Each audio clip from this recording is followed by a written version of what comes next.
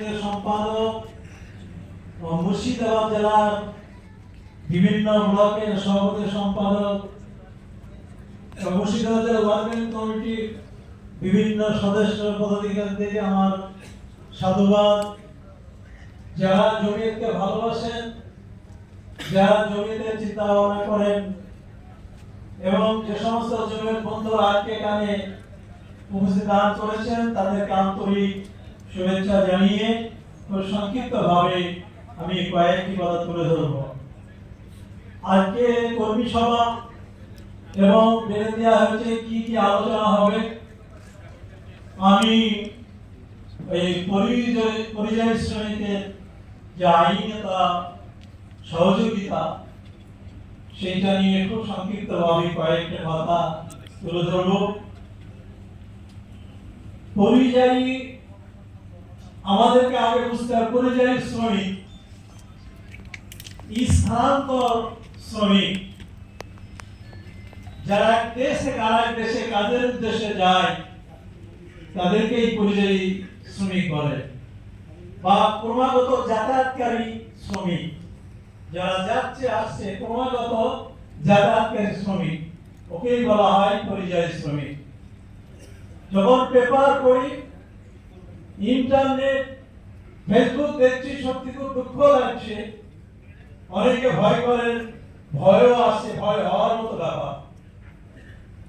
আজকে আমাদের দেশের অনেক ভালো শিক্ষিত ছেলে কোনো কাজ পাচ্ছে না, টাকা নেই, ব্যবসা করতে পারছে না, তারা আমাদের দেশের বিভিন্ন রাজ্যে, গুজরাট, মহারাষ্ট্র, দিল্লি, অন্ধ্রপ্রদেশ, তামিলনাড়ু, হরিয়ানা, বিভিন্ন জায়গায় কাজে যাচ্ছে।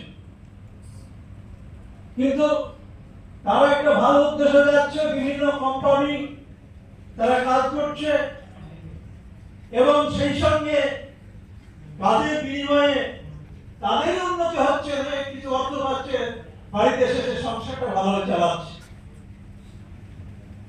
এই ছেলেগুলোকে আজকে এত অপদস্থ করছে, এত মারছে, দিল্লির মতো জায়গায়, হরিয়ানার মতো জায়গায়, আসামের মতো জায়গায়, গুজরাটের মতো জায়গায়, মধ্যপ্রদেশের মতো জায়গায়, উড়িষ্যার মতো জায়গায়, উত্তরপ্রদেশের মতো জায়গায় দেখা যাচ্ছে যখন বাংলা ভাষায় কথা বলছে, বাড়ি কোথায় বলছে পশ্চিম বাংলায়, বলে পশ্চিম বাংলা তো তোমরা বাংলায় বলছো, অথচ পশ্চিম বাংলা নাও তোমরা বাংলাদেশে।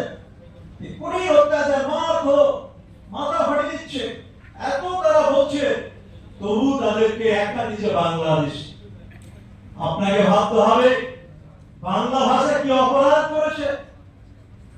বাংলা ভাষা যে পৃথিবীর একটা নাম করা ভাষা, সারা পৃথিবীতে ৬০০০ উপরে ভাষা আছে, তার মধ্যে পৃথিবীর ৭ম নম্বর ভাষা হচ্ছে বাংলা ভাষা, ৭ নম্বর ভাষা বাংলা ভাষা, আর কথা বলার লেখার মধ্যে ৫ নম্বর ভাষা। আলহামদুলিল্লাহ, আলহামদুলিল্লাহ, ৫ নম্বর ভাষা, লেখা ও কথা বলার দিক দিয়ে ৫ নম্বর ভাষা হচ্ছে এই বাংলা ভাষা, আর লোক সংখ্যার দিক দিয়ে ৭ম ভাষা। মনে রাখবেন, সেই বাংলা ভাষাকে আজকে এত ছোট করা হচ্ছে, বাঙালিদেরকে বলা হচ্ছে বাংলাদেশি। আমার উস্তাদ আজকে আপনাদের সঙ্গে এত সুন্দর কথা আলোচনা করলেন, আমি মুগ্ধ হয়ে গেলাম।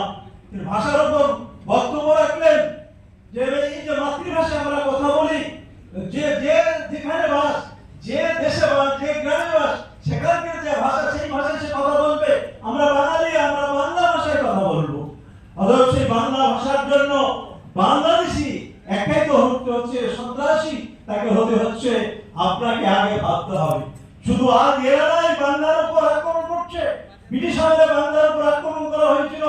আপনারা জানেন সারা ভারতের ভাইসরয় লর্ড মিন্টু পর্যন্ত বাঙালিদেরকে ঘৃণা করতেন। তাই 1907 খ্রিস্টাব্দে আমরা দেখতে পাই এই ভারতের এক বিখ্যাত রাজনীতিবিদ গোপাল কৃষ্ণ গোখলে তিনি বলেন, হে লর্ড মিন্টো, আপনি ভালো করে শুনলেন, বাঙালিরা ভারতবর্ষের মধ্যে বর্তমান শ্রেষ্ঠ। বিশ্বকবি রবীন্দ্রনাথ ঠাকুর তার লেখনী, তার কবিতা, তার সাহিত্য সারা পৃথিবী সমাদর করছে। তার জন্ম ওই পশ্চিম বাংলায়, সে বাঙালি। আপনারা জানেন তারপরে তিনি বলেছিলেন যে একজন বিখ্যাত বিজ্ঞানী ভারতবর্ষের বসু, তার জন্ম ওই পশ্চিমবাংলার বাড়িতে, ওই বঙ্গদেশে তার জন্ম। আরেকজন বিখ্যাত